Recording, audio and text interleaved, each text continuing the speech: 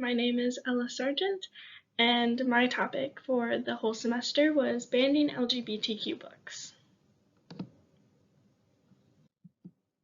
My motivation behind picking this topic and what made me pursue this topic for the whole semester. My motivation behind picking this topic was the fact that I myself am part of the LGBTQ community, and when seeing that a bunch of books, more than 41% of LGBTQ books, are being banned within the United States, that was a big motivation for me to look more into this research topic. At the beginning of the semester, I didn't really take the time to see what problems within the United States that I would be interested were happening. So when I came down to picking topics, I picked water pollution, cosmetics being tested on animals, and foster care within Michigan.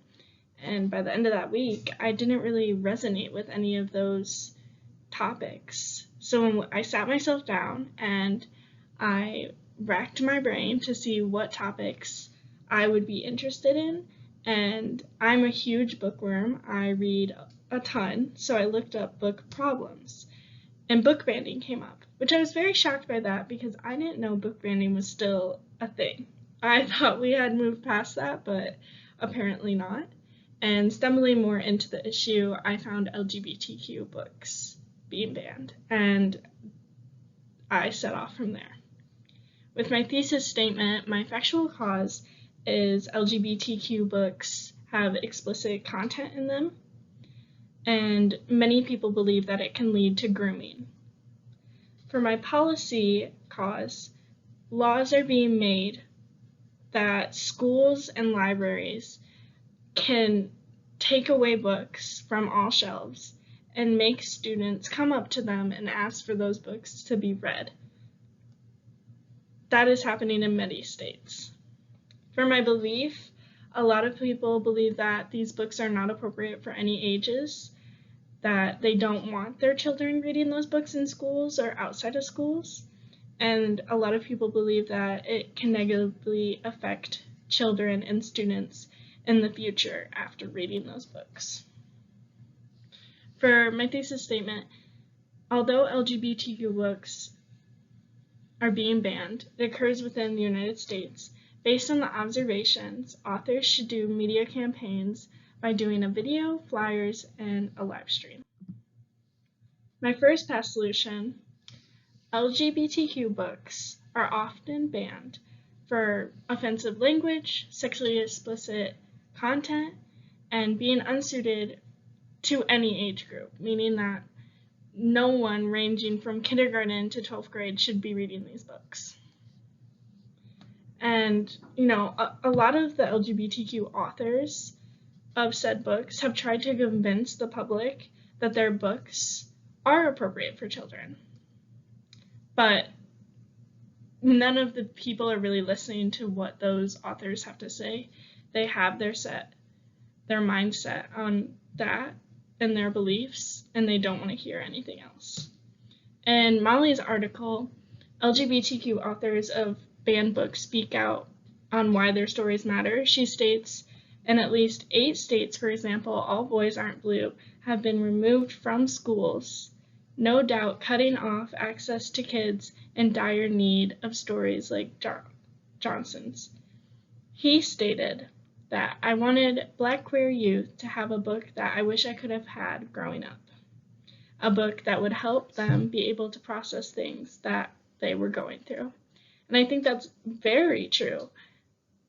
A lot of children don't know what they're going through at such a young age, and having a book like that would really help them with learning about it in a nice way. My second pass solution, states around the United States are trying to change laws behind book banning books they don't agree with or dislike, that being LGBTQ books, older books that were written in 1950s. They're trying to get all of those books to be taken away from public schools and public libraries, making sure that no student or child can get that book in any way. In Elizabeth A. Harris and Alexandra Alter's article, book ban efforts spread across the U.S. They state in Oklahoma a bill was introduced in the state Senate that would prohibit public school libraries from keeping books on hand that focus on sexual activity, sexual identity, and gender identity. The disadvantages of this solution include not being able to read about heartfelt books that are banned, shameful for wanting to read them, and the lack of consideration of different sides of the issue, from all sides of the issue, whether that be from the LGBTQ side of things or the non-LGBTQ side of things. No one is looking at all the sides. They are sticking to their side and running with it. While this solution is helpful in learning and helping students learn, but may also make it challenging when leaving school to learn everything else. When you're limiting these children's learning, it's going to be hard when they leave said school and are bombarded with all of this new information that they never learned about because it was limited to them. My third past solution, an organization named GLAAD launched a media campaign in support of transgender youth nationwide, but it did not solve the problem as they had hoped. The past solution was to show people that just because a family has a transgender child, their family is just like any other family. This solution did not help at all. Many people were very upset that it was nationwide. They didn't want their children to stumble on the TV and see that. Again, limiting their children to everything. In Melissa Block's article, Accusations of Grooming in the Latest Political Attack with Homophobic Origins, she states, in response of the wave of anti-LGBTQ, GLAAD has launched a media campaign with a public service announcement airing nationwide that features the Briggle family of Texas. People didn't like that airing nationwide, and it caused more problems within the LGBTQ community and the books being banned. I think with that solution, it kind of just made everything worse, in a sense. So with my first solution, I want to do a media campaign in a form of a video that would stream worldwide, everywhere. But instead of showing just the family, I want it to explain the effects children will have with these books being taken away. And I also want them to show a clip where it's being read in schools. It would also explain how children are being exposed to this kind of information, whether it be through a heartfelt book where an author has written it in a careful, safe way, aside from the internet. The point of the video would be to show people the real effects of banning these books and to show that the LGBTQ community is not going to back down from this. In Elizabeth A. Harris and Alexandra Alter's article, Book Ban Efforts Spread Across the U.S., they interviewed Jack Paredes, a 17-year-old student. He states, as a gay student myself, those books are so critical for youth, for the feeling there are resources for them, he said, noting that books that portray heterosexual romances are rarely challenged. I felt it was very discriminatory.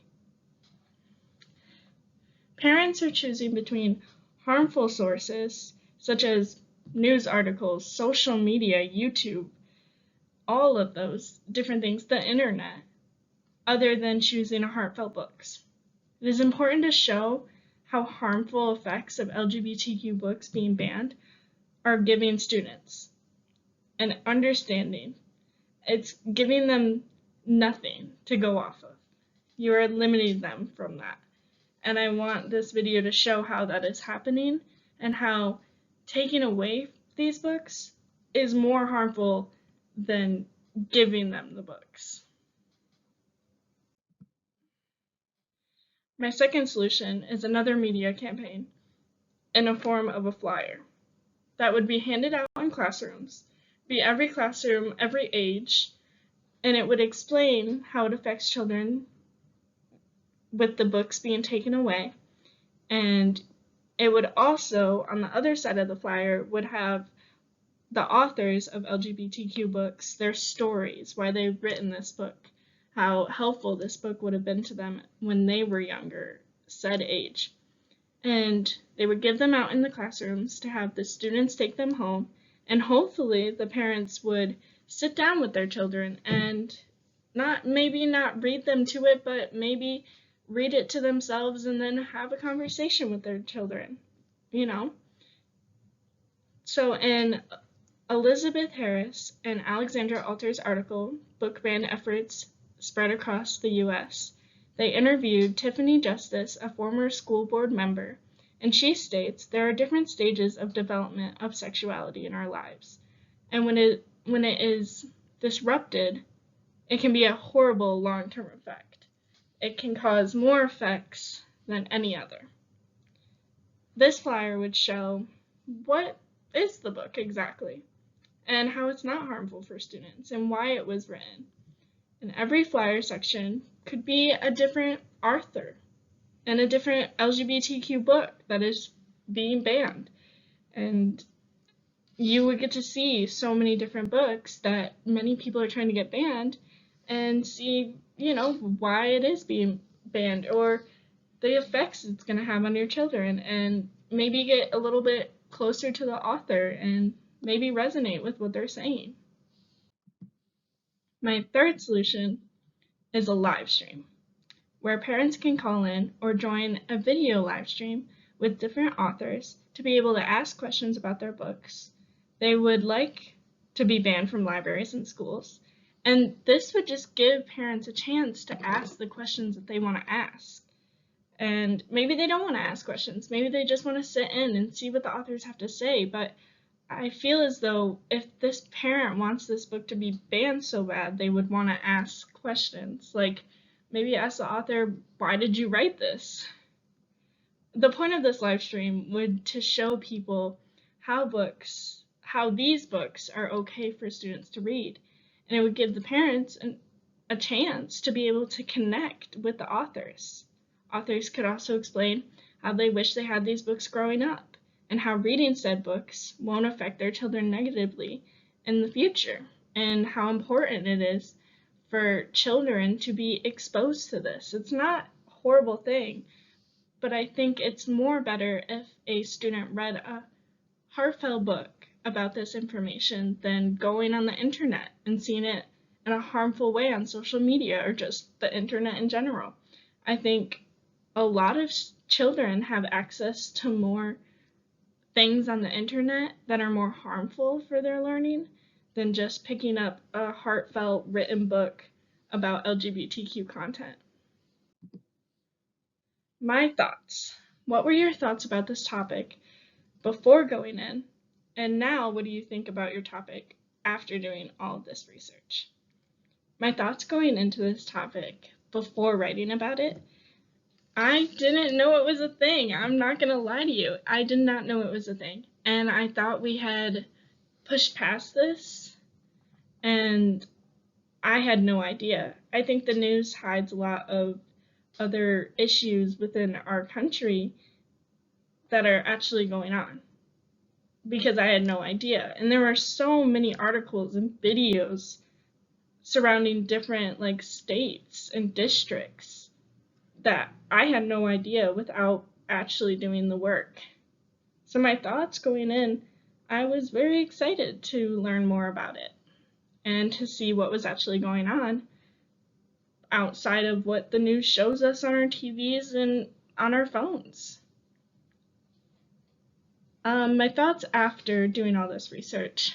I'm just surprised that it's still an ongoing thing. It's been going on for at least a couple of years now, and it does not seem like it's going to stop anytime soon. And I guess I'm very shocked by that, because from my point of view, being a part of the LGBTQ community, I don't see anything wrong with these books. And it's very shocking to see that how our country is kind of going back in time with all of the issues that were being brought up and all of the conferences on YouTube that I watched and all of the articles about parents reaching out and being really upset about it. But they were even trying to ban To Kill a Mockingbird, which is a very good book And I feel as though every high school student reads that book, and I don't see any issues within myself. And I guess the thing that I think of is, if you read that book in high school and you don't have any problems, why would you think that your child's going to have problems if you didn't when they were going to read the book? So I guess those are my thoughts after and going in. This is my works cited page, and that's all I have to say. So thank you for listening, and yeah.